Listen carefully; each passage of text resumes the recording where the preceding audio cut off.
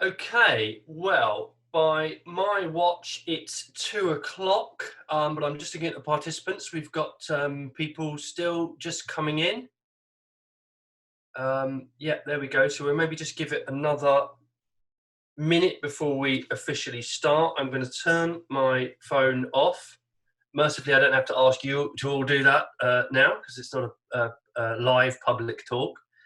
Um, great. So we are on 2 o'clock. Welcome to this digital event. My name is Dr. Alex Langlands from Swansea University, where I work as a senior lecturer in medieval history, archaeology and heritage. And today I'm going to be talking to you about Old Sarum Cathedral, digitally reconstructing the 1912 to 1950 archaeological excavations. And I should just say a huge thank you to the Society of Antiquaries, who have generously funded this work through their Margaret and Tom Jones Fund. And I should also thank Salisbury Museum, who have been tireless supporters of all of the work that I've done in and around the Salisbury area over the course of the last 5 to 6 years. And I should say that most of the material I'm working with today, if not all of it, is material from Salisbury Museum's archive. So all of the copyright for the images lies with Salisbury Museum. But very grateful to both of those institutions. Now, the work I'm doing today, or I have been doing over the course of the last few months, builds on really quite a long-term project that has been conducted in partnership with Southampton University. In particular, Dr. Chris Strutt. You can see our two ugly mugs there up in the top corner of your screen. We've been collaborating on a sort of broad project called the Old Sarum Landscapes Project, and it's involved many different elements. Chris, of course, has been leading on the geophysical survey, and between the both of us, we have managed to excavate a fair few holes across the western suburbs of the Old Sarum area. But we haven't done it alone.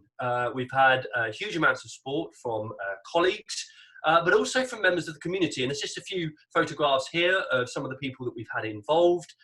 Stratford Primary School have been very heavily involved. We've also had Old Sarum Primary School. You can see members there of the Young Archaeologists Club for the region involved, as well as the Young Curators Club. Volunteers and enthusiasts from Stratford Sub-Castle as well, the Friends of St Lawrence Church, and a big debt of gratitude is owed to the undergraduate students from both Southampton University and Swansea University that we put through their paces in our excavation season. But of course, this year we haven't had the opportunity to go on excavation. And I know things are starting to open up now, and there's a chance that some of us may get back in the field, but for many of us, we've been robbed of the opportunity this year to get out, get in the work boots, get your trowels out and get grubby and enjoy the whole process of excavation. So what I'm doing today is a digital excavation of some excavations that were conducted in the early part of the 20th century. Now, I can see there are some Q&As coming in. I've got quite a lot to get through. So what I think I'm going to do is I'm going to talk for about 45 minutes. You will be absolutely sick to death of the sound of my voice at that point, as I will.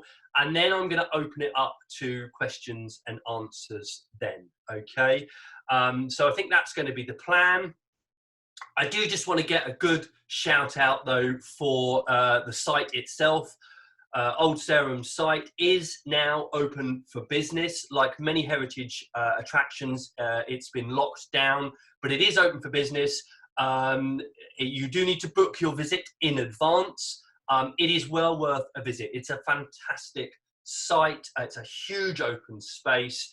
If you've got kids like me, or you are a big kid like me, you get out the car and there's plenty to run around and explore there. So well worth a visit.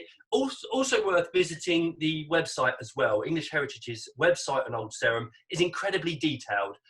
It's got the history of the site, it's got some of the key events. It's also got a list of the resources as well. It builds a lot on this wonderful Red Book Guide, which was produced, written by John McNeil, incredibly detailed, lots of information there. So I won't be going into some of the broader history of the site today. I'm just going to talk about these excavations, but well worth a visit both to the site itself, the physical site, as well as the website. Also, another shout out for Salisbury Museum as well. Again, opening up for business. I'm sure there'll be some news on the opening times.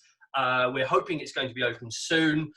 The Wessex Gallery, many of the excavated finds from Old Sarum are in the galleries there at Salisbury Museum, and it is a fantastic building, a fantastic museum. It does a mean cream tea as well. So it's well worth a visit to Salisbury Museum to come and see some of the artefacts that were excavated from Old Sarum. So what do we know about Old Sarum? Well, this is an aerial photograph taken in 1941, and this, with the exception of the car park and the toilet block, is pretty much what the site looks like today. It is a grassy hilltop with a couple of ring ditches around it, with the ruins of a castle in the centre of it, and a cathedral in what is the northwest quarter of the city. So this photograph is slightly upside down, so south is that way.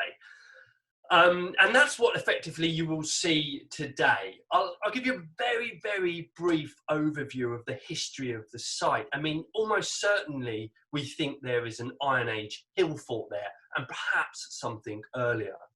But in the Roman period, Sorvio Dunum is on the Antonine itinerary, which suggests that it's quite an important town and potentially a fortification. And there's a lot of Roman material has been found down closer to the River Avon.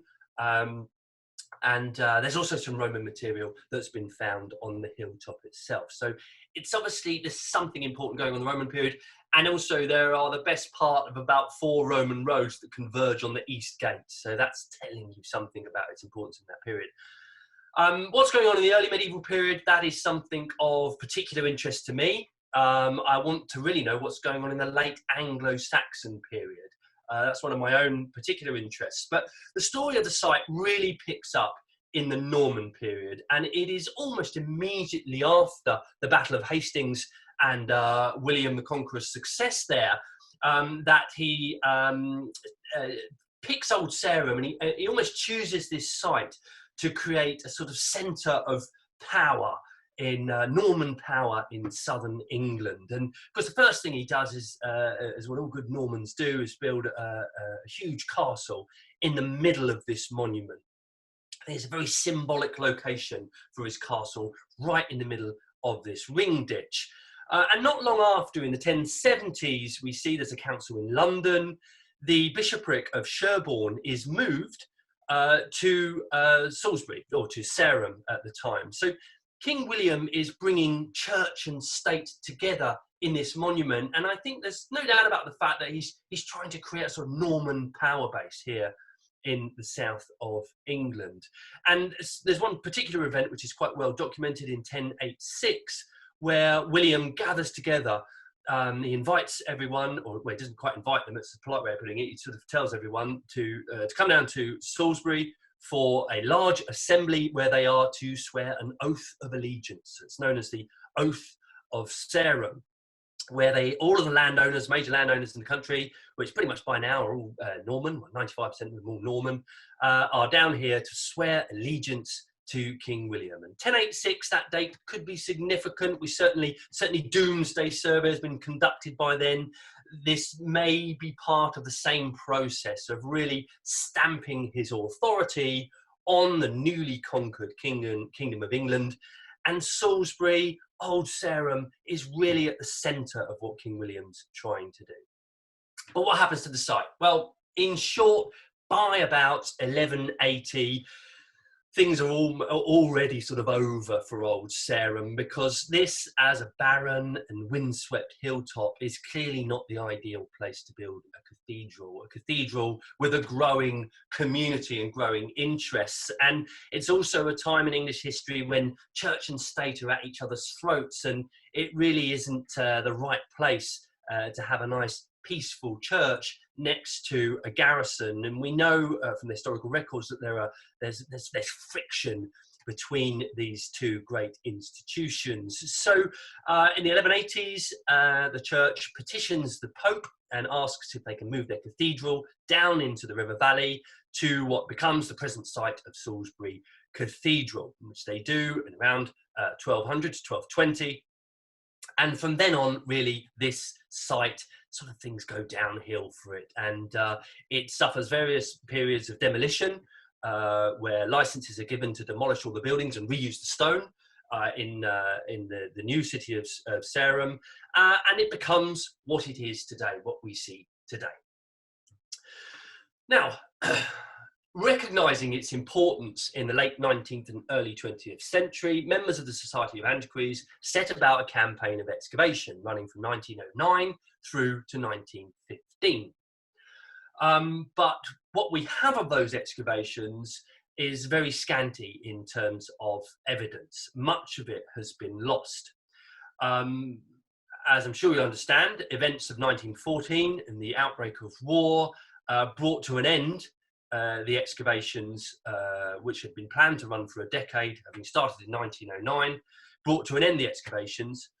And unfortunately, the director of the excavations, Sir William St John Hope, he died in 1919. So nothing was ever formally published about these. Well, I say nothing was ever formally published. There were some reports read out to the Society of Antiquaries meetings between 1910 and 1915. All of the finds from the excavations made their way into the museum catalogues at Salisbury Museum, and those catalogues are brilliantly published in 4 parts.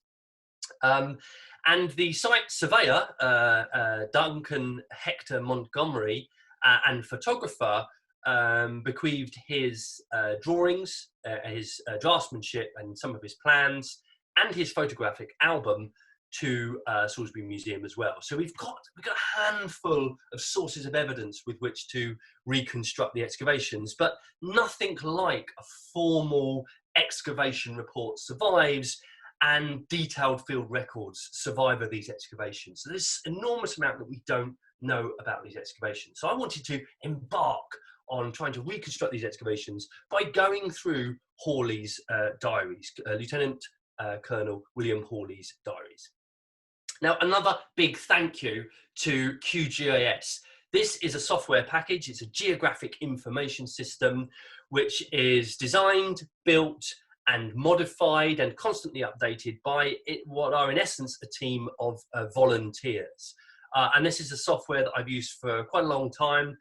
It's quite complicated to use, but I think if you've got any ambitions to be an armchair archaeologist, then this is the software to use, because it really helps you to map out the archaeological record.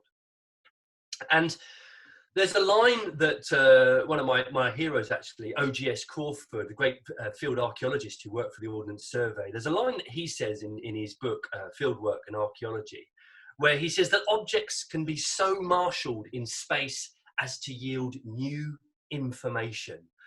And I think the point he's trying to make there is that we can look at catalogues of finds, we can read descriptions of archaeological sites, but it's when we start to map this stuff and look at how it sits in space, we look at the spatial dynamics between all of this stuff, that we can really start to generate new information about whatever it is we're studying, in this case, archaeology. And that is in large part what I have embarked on with the support of the Society of Antiquaries, myself and my colleague and partner, Chris Strutt at Southampton University, has just been trying to bring all of the evidence for Old Sarum together, and in part to use a geographic information system to do that. And that's what I'll be doing the main presentation on when we get to it. Let's just have a look at the excavation team here. Who have we got? Well, up there in the top in the glasses, stood next to the tools, is Sir William St John Hope, who was the director of excavations. You can look him up on the Oxford Biographical Dictionary. He's an architectural historian, and he's worked on places like Windsor, for example. And he's directing the excavations. Below him is the only photograph I can find of Duncan Hector Montgomery, using his camera there. In the middle is Lieutenant Colonel William Hawley, who was I think the archaeologist in charge, if you like. He was on a day-to-day basis overseeing the excavations. Hope tended to pop down in good weather, it has to be said, but tended to pop down sort of on a fortnightly basis and stay for a couple of days. Every now and again he stays for a bit longer during the excavations. But it's mainly down to Hawley that we have all of the information in the diaries, at least, and he's overseeing the day-to-day operations. And working underneath him is someone called Mr. J. Foxwell, who I know absolutely nothing about, other than the fact that I've got a photograph of him, and he is recorded as the foreman of the excavations. And he actually goes on to work as the custodian of the site in the 1920s and early 1930s. I think he dies in 1935, I think it's the only other thing we know about him. So that's the excavation team. As a team, they had cut their teeth working together in the 1909 to 1911 excavations of the castle. So they'd already done the castle excavations, for which we have a bunch of plans. We've got some diaries as well from Hawley. Again, not much to go on, but recorded in some ways to the same extent as the cathedral excavations, which I am going to focus on. So the team had been together for a while. They've got very definitely got a system in place by the time they get on to excavating the cathedral excavations. And I've done some work on the castle excavations. To be honest, I'm more of a cathedrals guy. So what I've decided to do today is to talk through the cathedral excavations. So in 1912, when they decided to turn their attention away from the castle and to examine the cathedral, what did they already know about the site? Well, not much. This would be the Ordnance Survey map dated to 1901, would have been the most up-to-date map they would have had on the site. And as we can see in this northwest quarter, there's a reference of a cathedral, potential cloisters, watchtower, and a bishop's hall over in this area. No real justification for any of this, but there is an earlier map, which this is 1843, Benson and Hatcher's History of Old Sarum, and you can just make out on this map, you can see the outline of the church, and this is recorded in the 19th century as surviving as a parch mark. So in particularly hot weather, you can make out the walls of the church building there. That you can see the cross, the cruciform shape of that church, and you can see to the northwest of it a really rather substantial depression here as well. So they certainly would have had the lumps and the bumps in the ground to go on. And in previous seasons, 1911 season, in fact, was recorded as quite a dry year. In fact, 1912, the first season of excavation they did at the cathedral, is, I think, on record, the wettest year ever. And that comes across in the diaries. But anyway, they've got these parch marks to work on, and that's really where they make a start on the excavations. Now, what's my methodology? It is, in essence, to go through every page of Hawley's diary and to see if I can extract from his record archaeological information that I can map onto the geographic information system. That was the plan, to see if piece by piece I could get a sense of where Hawley and his gangs are working, what they're finding, what the extent of their excavation is, and whether there's any commentary, any detail given on the buildings they're finding and the finds that they're finding as well. That was the ambition. And I felt by doing this that there was genuinely something that could be added to our understanding of the excavations and of the site in the medieval period. So that, I think, is the first part of, let me just have a look. Yeah, that's the first part. We're now going to move over to the geographic information system. So what I'm going to do is I'm just going to escape from my PowerPoint, good old-fashioned PowerPoint, and I'm going to come into QGIS here, a bit zoomed out. Let me just zoom in here. Let's just turn that off. Okay, here we are. Okay, and let's, I just want to get rid of this here.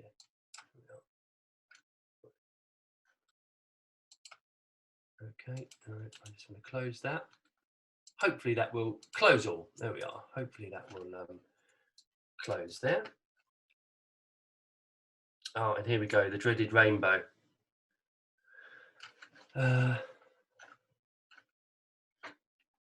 So it's, just bear with me a second, everyone. I think what we may have to do is just to close this and open it up again.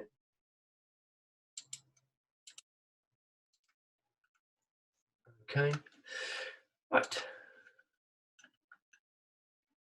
So here we go. Let me just check, yeah.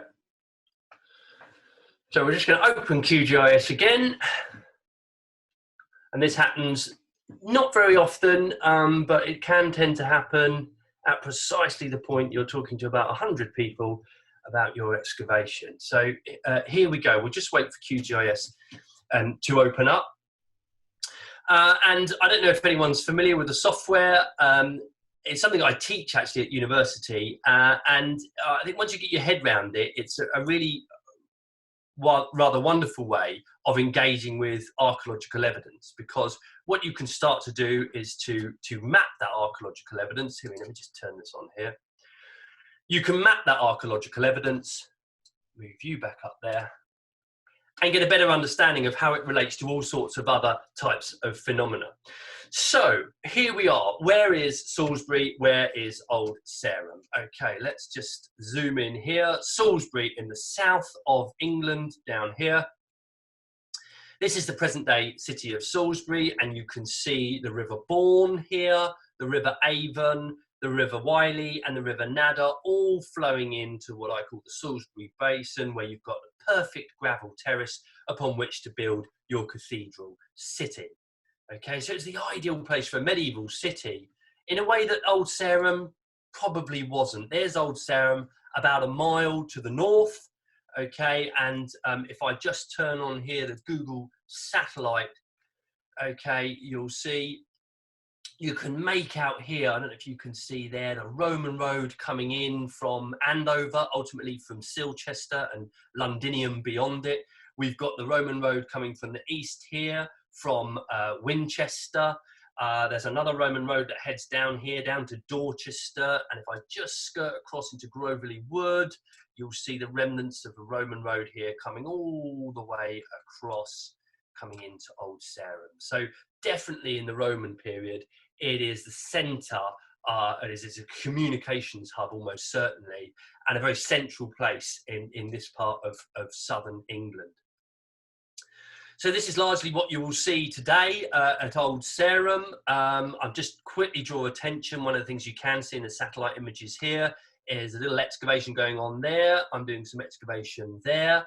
And here is the Southampton University minibus over here, and we put a little trench in here. I think Dom Barker, who I think may be in attendance today, you might want to pipe up later when the questions, complex questions about geophysics are asked. I might have to call on Dom if he's present and not enjoying the sunshine.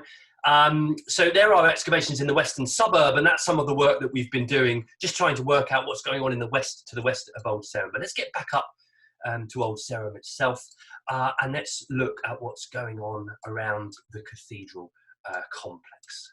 Okay. Satellite imagery is always really useful, and that's available through QGIS, through Google Satellite. But one of the other pieces of information that you can get your hands on is LiDAR data, and that's available through .gov.uk. And LiDAR data is light detection and ranging. It enables us to produce a digital terrain model. And to cut what is quite a long and boring story short, you fly a plane over the landscape, which is useful because there's an airbase right next to Old Sarum. You fire a laser down on the landscape, and you wait to see how long it takes for that laser to bounce back up to the plane, and that tells you how far away the ground is.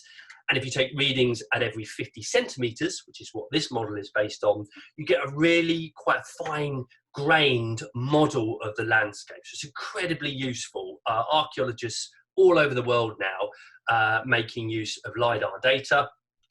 There it is in hill shade effect. I'm just going to put a little bit of green on there so it just feels a little bit more natural.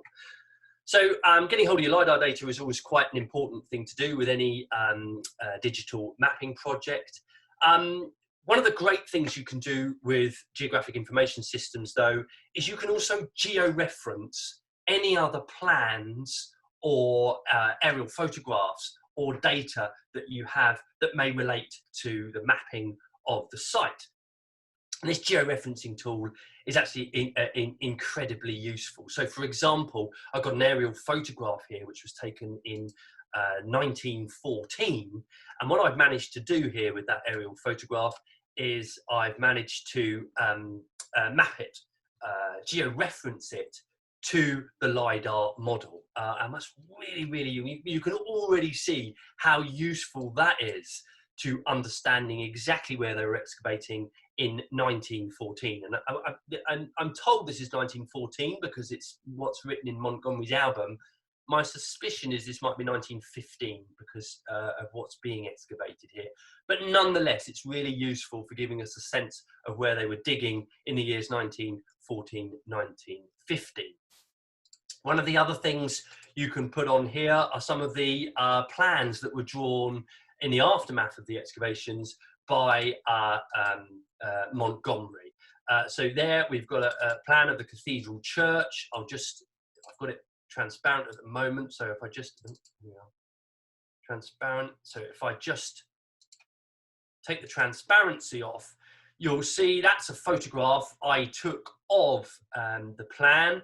And what I've managed to do is to geo-reference that to the LiDAR data. So if I just, again, turn the transparency down on that to around about 50%, apply that, and you'll see how I've just managed to fit that in to the LiDAR data so that I can locate that plan, because there's lots of information on Montgomery's plan. I mean, one of the things I should say about Montgomery's plan, and this is not taking anything away from the kind of wonderful nature of the draftsmanship here, it is very much a vision of what they thought the church looked like, or phasing of the church in the aftermath of the excavations. This isn't to be read as a plan of what was actually excavated. There's a high level of interpretation in these plans. Here, I've got another one here, and you can see, again, this is a photograph that I took actually from within the archives there at Salisbury Museum. And again, I've just managed to georeference that onto the LiDAR data as well. I've got some other examples here of some other plans that Montgomery produced, some with a little bit more detail. And I've also got, here's quite a nice plan, which was published in the 1912 report that was read to the Society of Antiquaries. And actually, this does give a sense, a better sense of what really survives. And from the excavation, it was clearly quite hard to tell the lines of some of the walls. They had been so robbed out and so grubbed out, particularly around the east end of the church. So in some ways, these plans, they don't have quite as much detail on them, but they give a better sense of what really survived, rather than the interpretive plans that were produced in the aftermath of the excavations. So what other evidence have we got? Well, I have my colleagues and friends at Southampton University to thank for the geophysical survey here. This is a rationalisation, if you like, simplification of the geophysical survey that was undertaken, I think this is 2014, by Chris Strutt, Don Barker and the team at Southampton University. And this is available through the Archaeology Data Service. This was all published in a series of reports. If you go onto the Archaeology Data Service and search for this, you'll find some really comprehensive and detailed reports on the nature of the geophysical survey in the monument. And you can see here, if I just change the colour of this, here, if we just change the colour, change that to a bright yellow, and you can really see just how busy the site is. This all coming from those geophysical surveys, which, as I say, are published. You can get access to them through a facility called Oasis.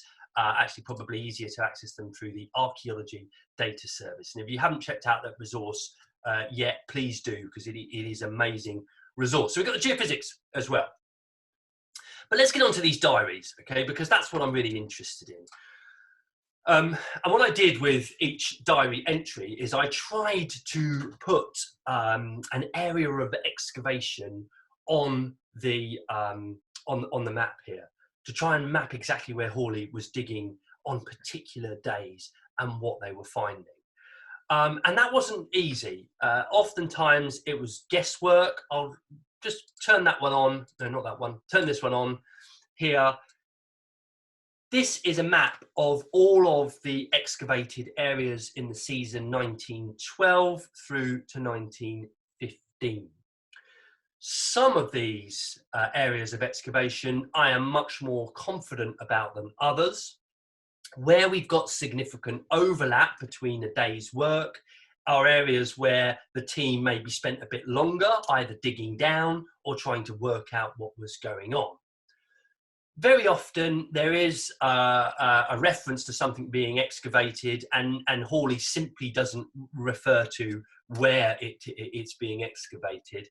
And in those cases, what I've tried to do is to put in an area of excavation aligned north, south, east, west.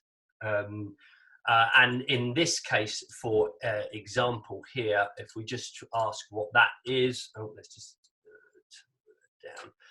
That excavation there, the detail that Hawley gives us, he just one line in his diary: searching the remainder of northwest area, finding many graves and curbstones. And by anyone's archaeological standards, that isn't a brilliant record of what was being done. But I mean, I've worked in commercial archaeology, I've seen worse. But in this case, I really don't know exactly where Hawley is excavating. It's in 1915. There's only two of them, him and Bert. So I suspect they're probably having a bit of a goodie grab around this area, which turns out to be the Lay Cemetery. And I'll come back to talk about that. But in other places, because of the LiDAR data, because of the geophysics, and some of the maps and some of the photographs, I have been able to locate with a fair degree of certainty where they're excavating at any particular time. And what's quite nice actually is you can see the phasing of the excavation here in this layer.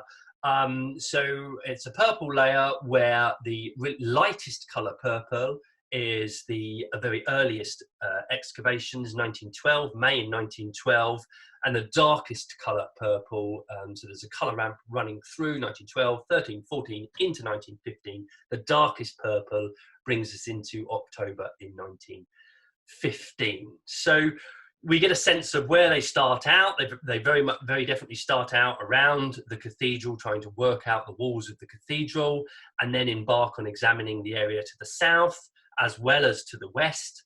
Hawley actually has two teams, and he seems to sort of separate them out. They do the west-southwest, the gatehouse, before turning their attention in 1913 to inside the church.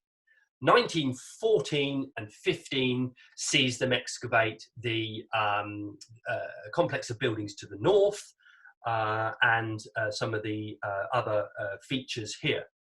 A well house over here on the far east of the site. So that's the phasing of the excavations. There's some other information which I've been able to map off some other plans. These are the sort of decorated tombs of the 12th and late 11th and 12th century, which I've been able to colour in accordance with stone types. We've got some other information here. Hawley, when he's going through his diary entries, what I tend to do is to mark when he refers to a grave or an interment. So we've got the distribution of graves, and up in 1915, there's a lot of work, say a lot of work, it's only him and Bert up there excavating, but pretty much anywhere they stick a hole in the ground, they tend to find evidence of interments, and that's been interpreted as the lay person's cemetery up there. One of the great things I've been able to do is to map the finds as well, because Hawley records where stuff is being found. Now, he doesn't record every single object that is in the collections, in the museum, nor every single object that can be seen in some of the photographs of the site hut and the finds room in the site hut. So he doesn't record everything, but he does record some of the key artifacts. And this has been a wonderful opportunity actually to map some of those artefacts across the site and to, if I just turn that on, to map them by potential period as well. And I'll perhaps get on to saying a little bit about those very shortly. There's a photographic archive as well from Montgomery's album, so I've managed to reference all of those and provide links to all of those photographs. And there's also a drawing archive as well, which I'm currently in the process of mapping, but I've got a few drawings here which I'll use in the discussion. So without further ado, what did they actually find? Well, let's start with the church. We know that in the 11th century, a church was started and it was finished in the very early 12th century. And that early church was confirmed in the excavations of 1913. So the early excavations managed to find the outline of this sort of cruciform shape that we see here. But the real target in 1913 was to work out what the east end of the first church looked like. So that first Norman church, which would have been built in the Romanesque style. And the excavations here in the south transept were successful in uncovering this apsidal end for what would have been a transept on the early church. And if I just go to the photographic archive here, this is a photograph taken looking west across the site. And if we just pull that up there, I hope you can all see, you can just make out that apsidal end there, that curve of that apsidal end. Now, you can also see here, if I just make that as big as I possibly can, you can also see the mortar bed for the flagstones, the paving stones in the cathedral. So what it enabled Montgomery to do was to actually map the arrangement of paving stones in both the early cathedral and the later addition, the Eastern addition in the 12th century. And in many ways, it's the best record we have of a pavement of this period, even if most of the pavement itself doesn't survive. So you can see that apsidal end really very clearly there. The main apse for the main church can be seen in this photograph, I think it is. Yep, here we go. So at this point, we are now looking east. In the southeast, we can see the rampart for the castle. And I hope you can just make out, we've got that arc there of the main apse for that first church as well. So 1913 excavations were successful in establishing the form and character of the first Norman church.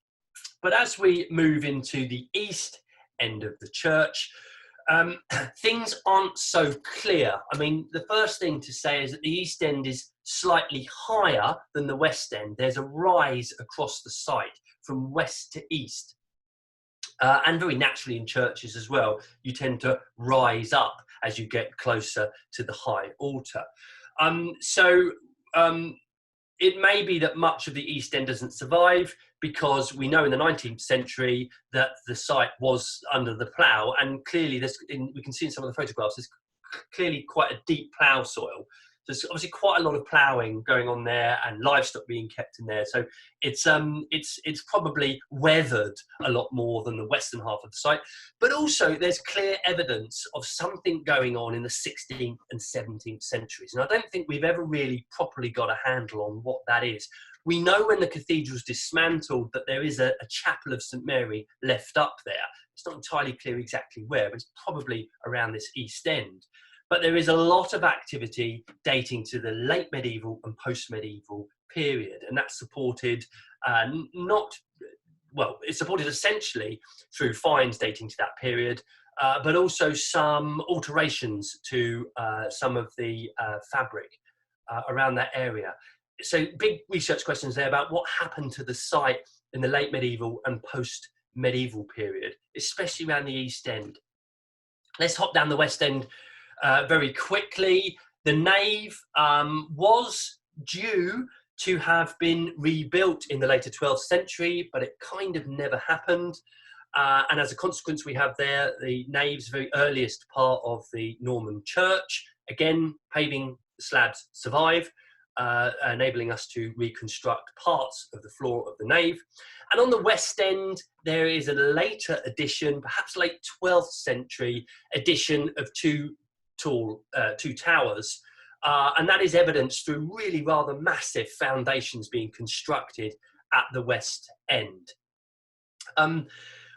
There's also, I mean, I think one of the things to say here is that this is quite a creative, Montgomery's plans are quite creative in terms of the interpretation of these buildings, because much of the fabric that was recovered in these excavations is heavily denuded. It's been demolished, it's been grubbed out, it's been systematically robbed for its stone.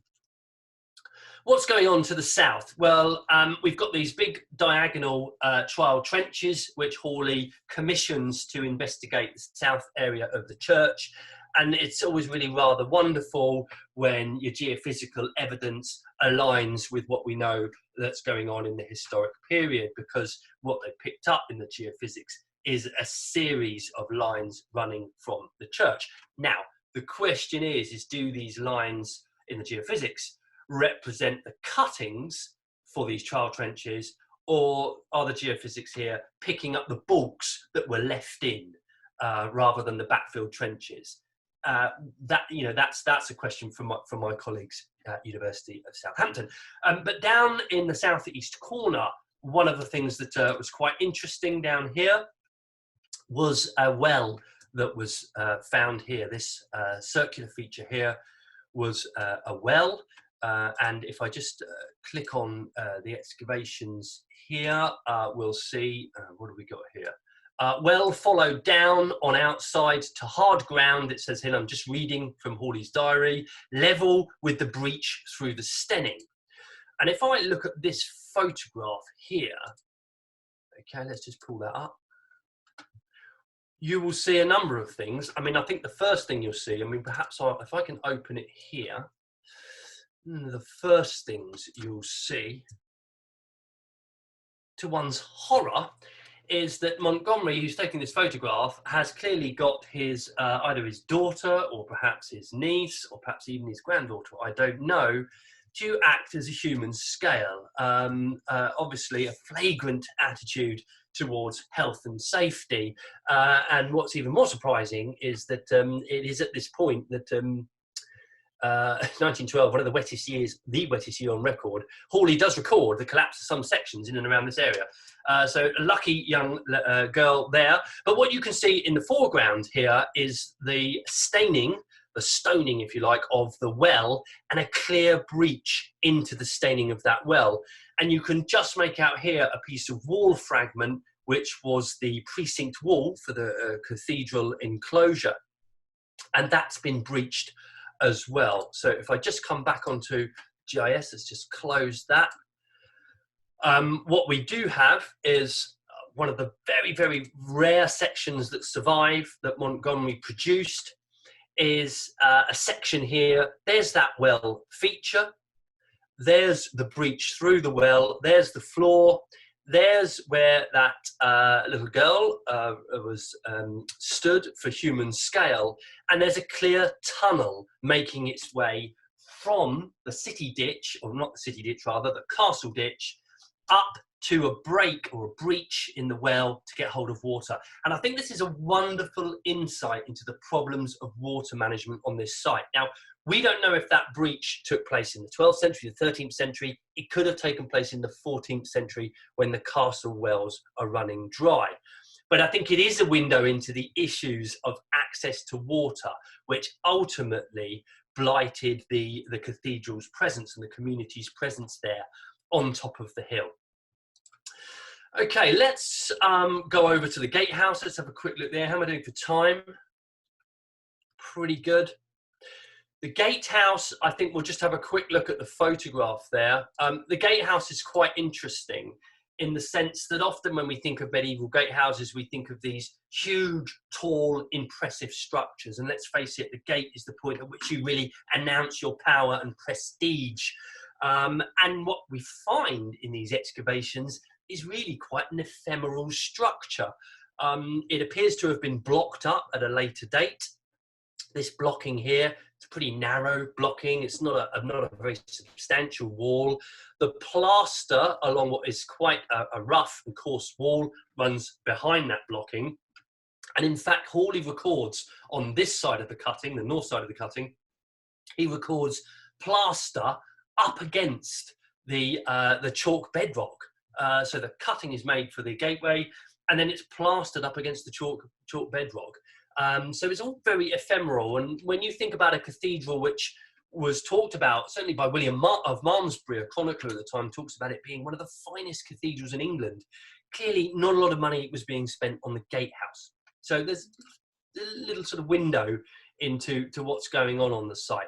We've got a whole range of buildings in the West End as well. And certainly we can see from the photographs there that these have been very, very much robbed out. And it's very, very difficult for Hawley, Hope, and Montgomery to make any sense of any of these buildings here. One building in particular does stand out though, and that's this really rather impressive hall building here, which seems to have survived to quite late on. And that's reinforced, that idea, and it's something that Hawley talks about. It's reinforced by the presence of really large pits at the west end of the nave, used to undermine the towers. So the towers have been undermined from the east side, Hawley says, so that they could be collapsed into the church for demolition, suggesting that they were trying to preserve what was to the west and on the outside of the church. So there's a suspicion here that this building survives and is used till after the demolition of the church. Let's get on to the north range of the site. What have we got going on here? In some ways, it's a sort of business end of the site. Excavations here were conducted in 1914 and 1915. A series of trial trenches were made across the site. And like all good early 20th century archaeologists, what you want to do is find a wall and then chase that wall. I mean, you know, it's something we still do today. There's nothing like chasing a good wall on an archaeological excavation. And bear in mind, Hope himself was an architectural historian, so his interest really was in the buildings, the sequencing and the chronology of the buildings in this part of the site. So they identify first and foremost a west range, and at the top end of this west range, they find two really rather substantial garderobe pits, which they excavate to some depth. So if I just have a look at the photograph, this photograph here gives you a sense of the depth. Again, a flagrant attitude towards health and safety. You can just make out at the bottom of this garderobe, really rather attractive basket, I have to say, but you can also make out the lining. It's an ashlar block lining of the garderobe pit. So they would have been lined with stones all the way down, and there was probably a floor at the midpoint. So when they were excavated, it's clear that they're being used as garderobe pits, waste pits or rubbish pits, because they are finding fish bones in there, animal bones in there, pottery in there. And this is all stuff that Hawley describes as being not of any consequence, of course, which is sort of horror to the modern day archaeologist. But being ashlar lined and having floors in them, perhaps they were also at one point serving as cellars, perhaps for the storage of cheeses, dairy, or something like that. But they're certainly used as garderobe pits in their final phases, and are completely robbed out to the base of them of their ashlar stone, which is something about the demolition job that was done on this site in the early 14th century. So let's just close that up. I think the most important building to talk about here is this building, this large north-south aligned rectangular building. This Hope considers in the 1914 excavation, well, he is pretty confident that that is the bishop's hall. So that's the main hall within which the bishop is doing his business. On the eastern wall, they find evidence of a really rather substantial porch, and there's also evidence of a vice, so a stairwell making its way up onto a first floor, or perhaps a gallery. There is evidence of a hearth found in the centre of this hall, and these two internal walls were probably what we call sleeper walls. So they're kind of foundation walls upon which is built an arcade. So this would have been an aisled hall. So a really quite prestigious and really very important building in medieval England here. And at the north end, we have evidence for kitchens. The ground surface here, I think if I just have a quick click here, let's have a look at the excavations here. Walls found yesterday indicate a small building, kitchen on account of floor of domestic rubbish. Lots of animal bones, black ash, soot and pottery found in this area, and a cesspit immediately outside containing all that sort of stuff as well.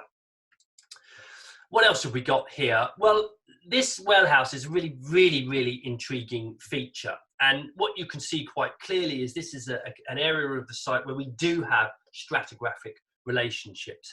And what we can see is that the cloister, which is this area here, clearly overlies an earlier structure. And that earlier structure has tacked onto it a structure here, which has been interpreted as a well house. You can just make out the steps that I've drawn in off of Montgomery's plans here, which were found in the excavations. And then to the immediate south, we've got a large wellhead, which is about 15 foot across.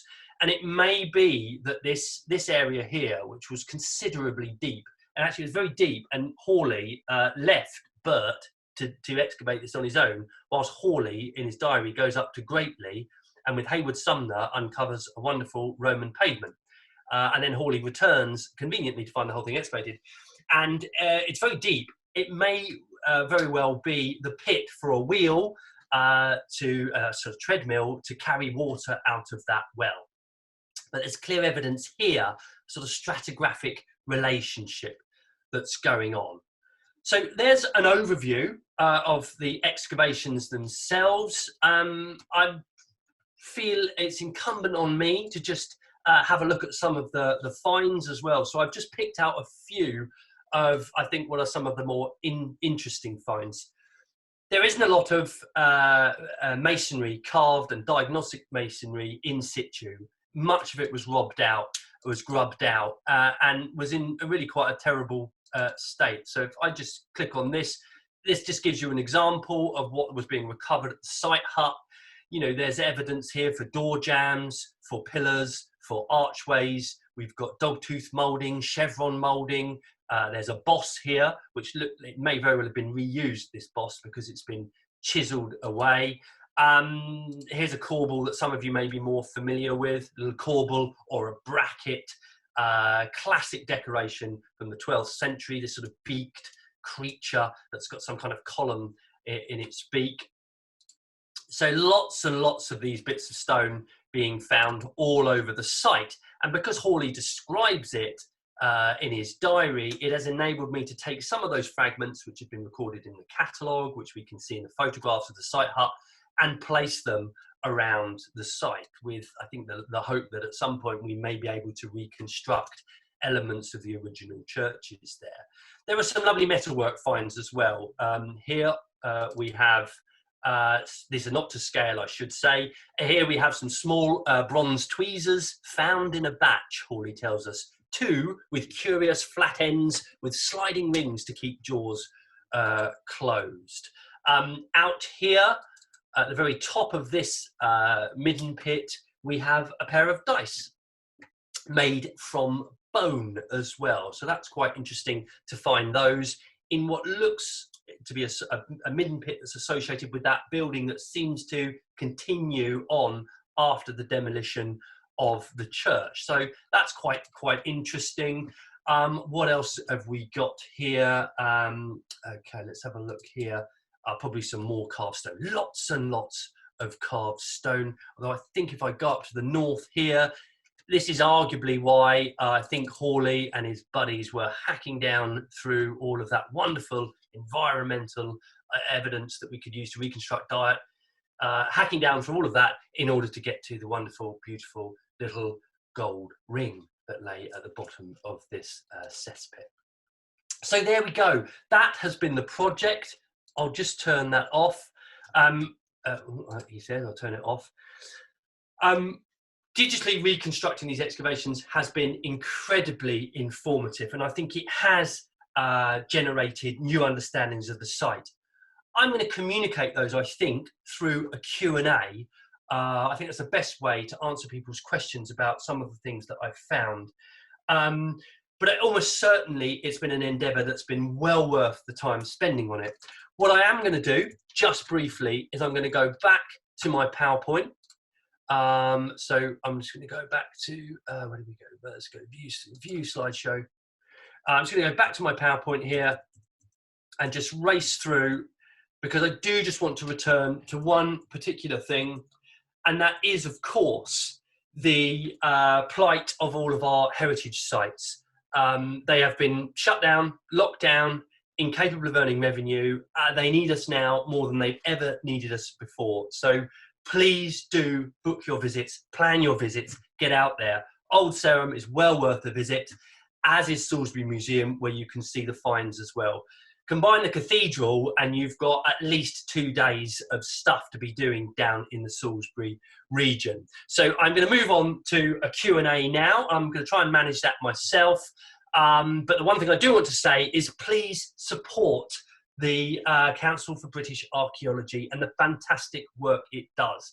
Okay, you can make a donation by texting Discover to any one of those 4 numbers, but you can also join up as well and keep abreast of everything that archaeologists all over the country are doing by becoming a CBA member. Okay, so that brings me to the end of my talk. I'm going to have a quick sip of my water whilst you all conjure up questions to ask me about what I've found.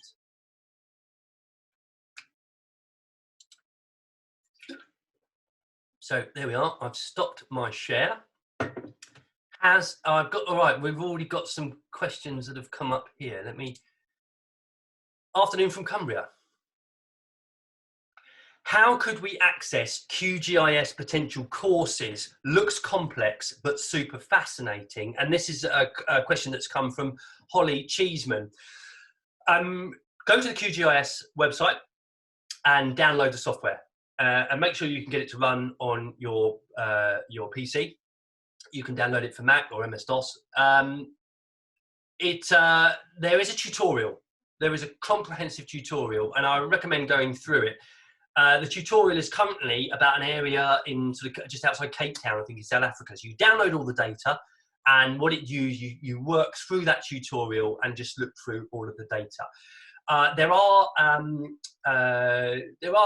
There's always help on YouTube, so you can always search for stuff on YouTube as well. And there's some tutorials on YouTube. Or my other suggestion is come and do my QGIS course at Swansea University, because it's an introduction to QGIS for historians and archaeologists. So there we go. That's the first question I've answered. There's something going on in the chat. Yes, advices. So I've got, oh, 1 minute, let me go. It was quite low, quite low. Here we go. What have I got? Hi, Alex. It's Josh from Swansea in the Dig. Hi, Josh. Thanks for all your hard work. Hi, Josh. It's Claire from the CBA. Hi. Yep. Okay. Let me hear. What have we got here? We've got a question. Are any courses? Are any courses on using this software for archaeology and heritage linked to Durham University? I would contact the archaeology department at Durham University. They've done some fantastic work, especially at Bishop Auckland as well. So the team there, well worth getting in touch with. What else have we got? Thank you for this fascinating talk. That's from Karen. Okay. Judith from Melbourne in lockdown. Thanks for the presentation. Just the best fun. Well, there we go. Okay, we got any other questions here? Karen here. Silicon Valley, California. Thank you for this fascinating talk. Oh, Chris here from Birmingham, ex-Salisbury teenager.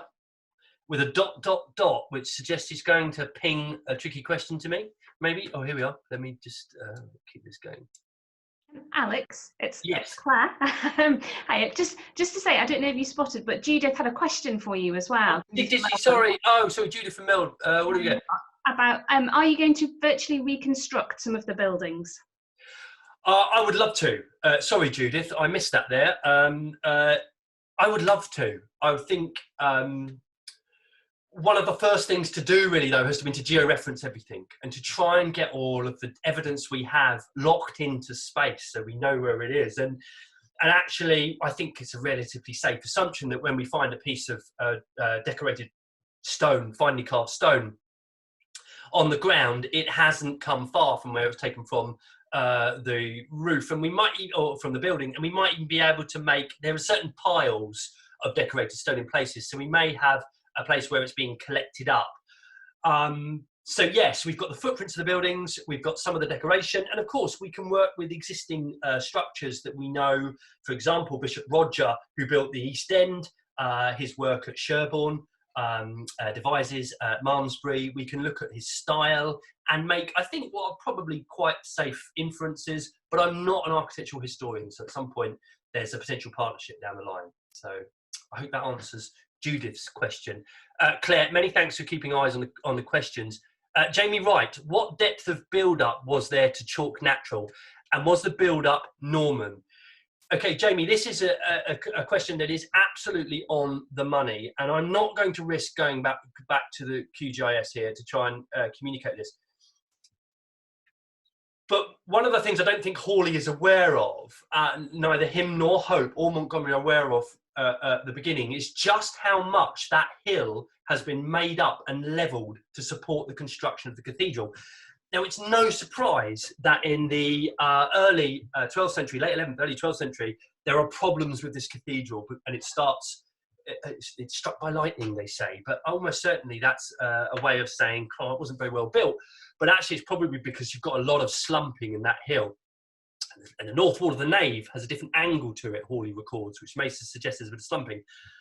But actually, one of the things that Hawley does is he does record in a sufficient number of places across those excavations, he does record the depth of the natural chalk, whether it's at the bottom of a cesspit, whether it's on the side of a cesspit, whether it's where the stenning cuts down of a well cuts down to the chalk, whether it's in some of the sections.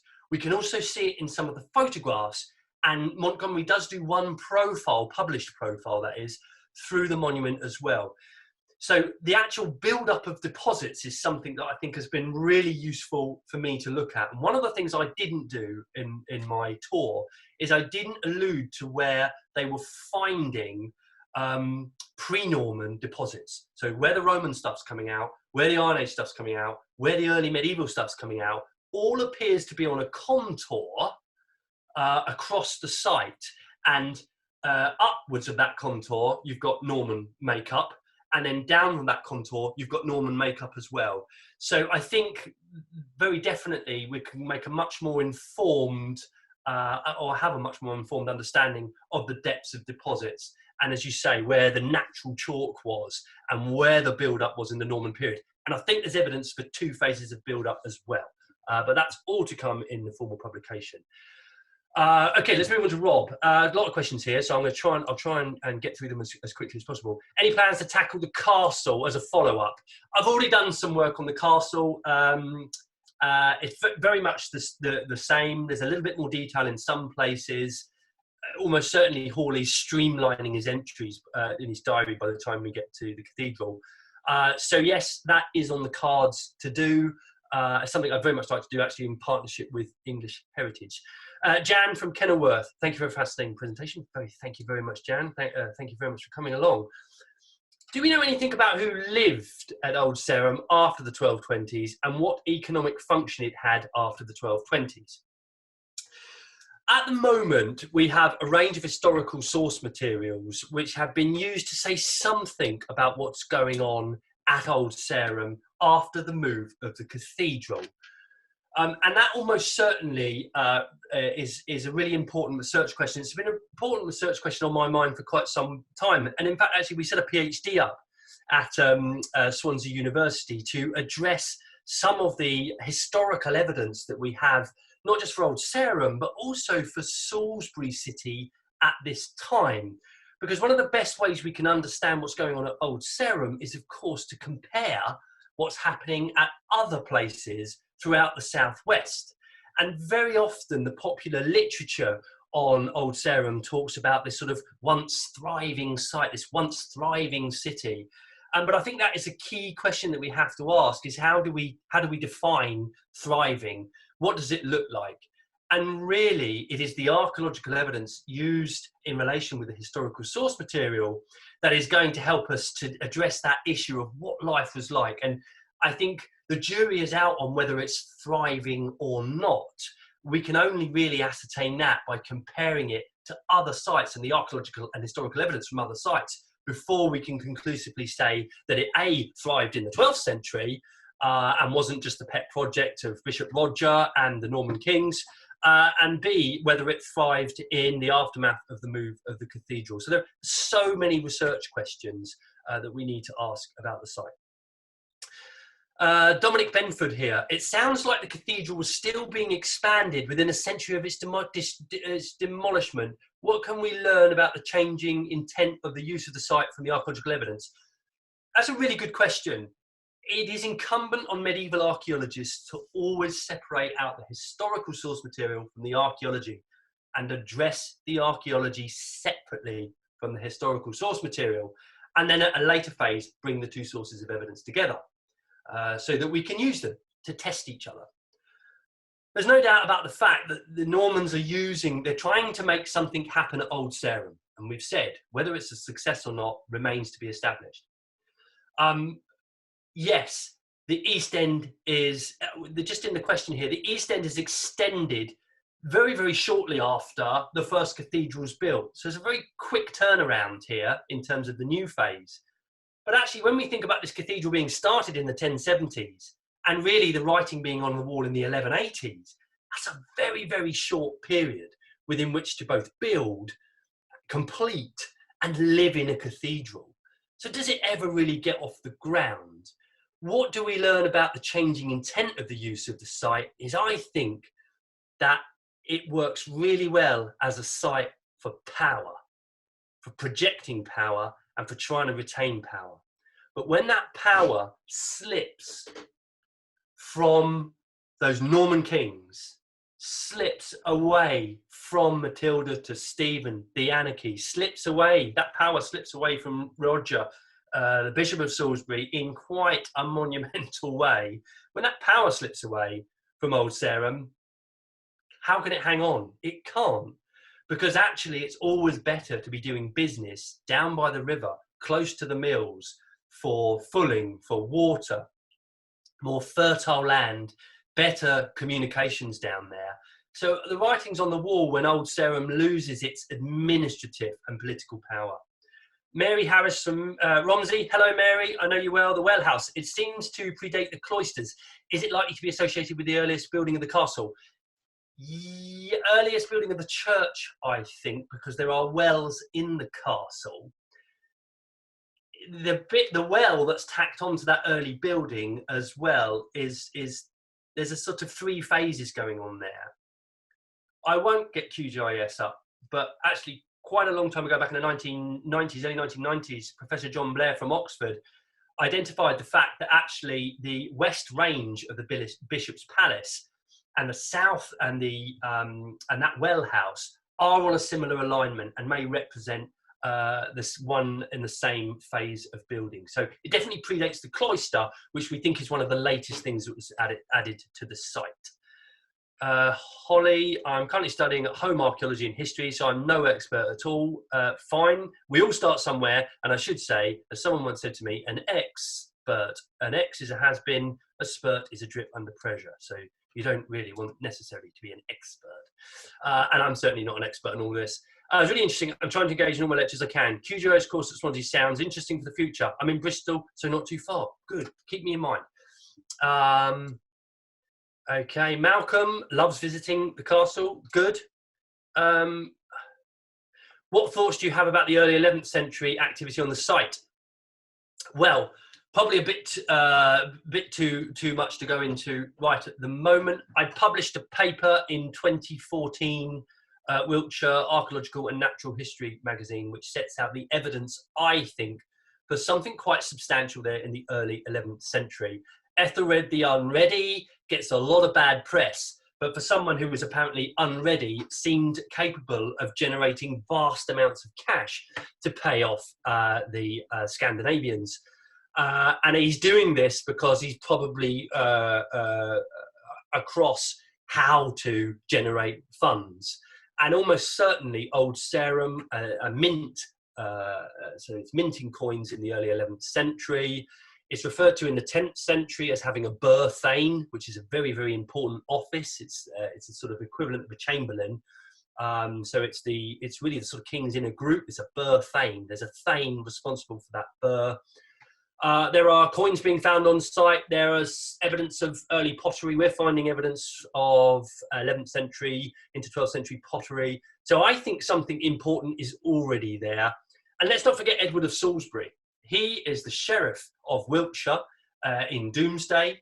He's one of the few surviving Anglo-Saxons from the pre-conquest period. The name, the links with Normandy suggest that he may have had something to do with this whole project at Sarum. So I think, yeah, there's a lot going on at Old Sarum in the 11th century. And for me, that is a key way of understanding what the Normans are doing, because is William picking a greenfield site to play out his ambitions for Norman power, or is he using Old Sarum because it's already experiencing a meteoric rise? Okay, Josh. Hi, Alex. Did we get any more context on the bone brooch we received from the pit? Also, is there any environmental evidence recovered from the excavations on the hilltop itself in any context? Okay, so our excavations last year recovered a piece of bone, which we think dates to late 12th, 13th century. We had environmental evidence coming from our excavations, which Wessex Archaeology very kindly looked at that for us. We've got all those reports back now. It's very interesting. Now's perhaps not the place to go into some of the detail there, but Josh, you and I can have a chat about this. The question about environmental evidence from up on the hilltop, it's really frustrating because there's a couple of times where Hawley just says, we found pottery and bones and lots of fish bones and eggshell and oyster shell, but nothing of importance. Whereas, of course, the modern day archaeologists, that's really important. So a lot of that obviously stuff was just thrown away and they didn't recover it. There is almost certainly potential for visiting some of the cesspits that we know survive. There's some of the evidence from the geophysical evidence in the Sheffield Ancient Monument for deep cesspits. There's cesspits on the eastern side. We've recovered them in the western suburbs. So there's almost certainly a project that can look at the environmental evidence from across the wider spectrum, to look at change in diet, to look at diet related to status, to look at changes in the wider medieval world. These are big questions that Old Sarum could be used to address. Ruth Butler, people might also be interested in 13th century deeds held at the Wiltshire and Swindon History Centre. This introduces us to people living at Old Sarum. Yes, that's right, June Effermy. She's a PhD student working at Swansea University. We set up that PhD at Swansea University because of these documents that are held not just at the Wiltshire and Swindon History Centre, but also in the Salisbury Cathedral Archive. And there is a written article in Sarum Studies 7 out now, which is great to have an output from June's work. And hopefully that PhD will bring to fruition all of that historical source material and enable us to put Old Sarum in context in this period. And Josh is just giving Swansea University a plug here. I'll read it out, Josh. Great department, great city, would recommend to any prospective historians or archaeologists. Well, you're talking to the converted here. It is a wonderful place. What date did Old Sarum become deserted? Good question, really. John Leland visits the site in the 16th century and he records that there isn't much, if anything, standing in the 16th century, but that within living memory, there was a memory of buildings surviving in the eastern and some in the western suburb, no, in the eastern suburb, and I think the western suburb by then is pretty much demolished. And there is, what date did it become deserted? It kind of isn't deserted because there's the Castle Inn there still today, and there are some later medieval buildings in Stratford-sub-Castle as well. So, like many sites, it kind of migrated, and in many ways, Old Sarum isn't deserted. It simply migrated down to the current city site. Were you able to identify where the original team left their deposits of the boring things like rubbish, fish bones, etc.? Just wondering if some of the organic material discarded might be available. In a couple of places, yes. In a couple of places, there's some quite detailed accounts of where they're putting spoil. And in one case, they excavate one cesspit, and they're so deep, these things, and they're having problems finding places to put spoil. And all of you archaeologists out there know that if you don't get the spoil heap right from day one, it can come back to bite you on the backside halfway through the excavation. So they excavate one deep garderobe pit, and there's one, they find one next to it. So what they do is they just chuck the fill of one into the one that they've just emptied. So there's the potential in one of those garderobes to go back and look at some of that material. Apart from the convergence of Roman roads, what do we know about the Roman period at Old Sarum? So, if you follow the Roman road from Old Sarum to Dorchester, where it crosses the Avon, there is almost certainly something going on there.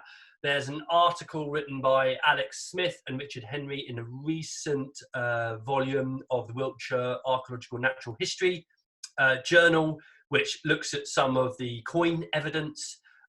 Chris Strutt and the team from Southampton University have done a geophysical survey around there. It's really busy. And there's all sorts of little investigations that have been done when people have had extensions and garages put up. Lots of Roman material coming out there. Down by the river, on the roadside, next to the crossing, is always the best place to have a settlement. That's invariably where we find settlements, unless for whatever reason you need to put yourself in a fortification up on a hill. But there is something going on in the hill fort in the Roman period as well, and the character of that we just don't know, to be honest. Where excavations in the castle went down through the Norman layers to the original surface of the excavation, they did find a floor surface and some Roman bits and pieces there. So that are. As the cesspits seem very deep, does that imply a large population? I don't think so. I think the cesspits are designed to do a very particular job, and it's something sometimes we lose sight of as archaeologists. That thing that we flush down the toilet and want to get out of our house as quickly as possible, say goodbye to it and get rid of it. That stuff actually is incredibly valuable in the medieval period. And I think these cesspits are designed to be filled up by the community and then to be systematically excavated by the famous night soilman to then be taken out and spread over the fields. So we can't guarantee that if we do find any deposits at the bottom of the cesspit that they'll necessarily date the earliest phase of the cesspit. They may be re-excavated on a number of occasions. The cesspits in the castle are of a similar size. Some are in fact a bit bigger. I think the bigger the cesspit, the less number of times you need to clean it out. But then, of course, they'll probably give off quite a smell. So I don't necessarily think that the size of the cesspits imply the size of the population in the castle. Let's bear in mind, excavations outside of the hill fort on the eastern suburbs have found quite a lot of cesspits there where they are intercutting, and there's quite a few of them. So I think that is our strongest evidence of activity in the 12th and early 13th centuries. Good. Okay, well, that I think is the last of the questions. I don't think I've missed any there. Alex, I think there's one more that was in the chat. From Sandra from Durham. She says, do you think that this technology could be successfully used to bring new life to cemeteries? Yes, Absolutely, absolutely. Cemeteries of all ages. I think, and I talk about right up into the modern period.